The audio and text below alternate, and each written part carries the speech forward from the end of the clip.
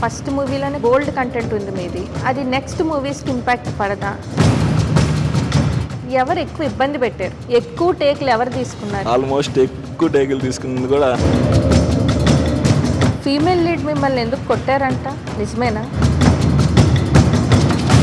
మీకు సెట్స్లో బాగా సపోర్ట్ చేసింది ఎవరు? కథ వినకుండా మూవీలో యాక్ట్ చేస్తే మన ఎమోషన్స్ని కరెక్ట్గా ప్రొజెక్ట్ చేయగలరా?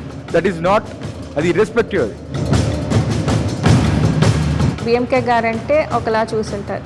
సో బోల్డ్ కంటెంట్ ఉన్న సినిమాలో యాక్ట్ చేయడం అంటే ఇక్కడ ఎముకలు ఒక బుర్రి అనేది. కానీ ఒక విషయంలోనే బాగా తప్పు చేశారు డైరెక్టర్ గారు. నిజమండి అది. సో మేబీ అదే ఉండొచ్చు. అంటే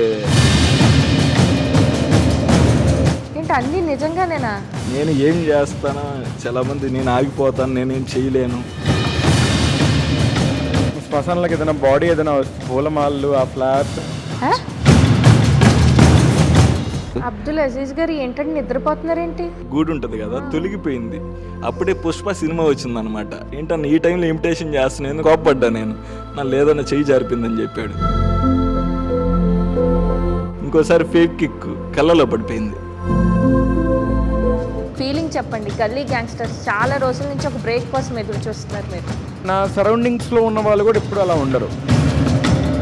ఆ ఇన్సెట్స్, అలర్జీస్ రావడం కాళ్ళకి, మోకాళ్ళ దగ్గర నుంచి అంతా కూడా నాకు అవసరమా ఇదంతా? ఇది ఇలాకత మఫ్లియా నాకెందుకు అనిపించింది.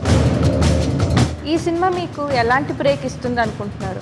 మాకు బ్రేకులు ఎన్ని పడ్డా, ఎంతమంది మాకు బ్రేకులు వేసినా, మాకు వచ్చే ఆ సోకాల్డ్ బ్రేక్ కోసం మేము బ్రేక్ అవ్వకుండా ముందుకు వెళ్తూనే ఉంటాం.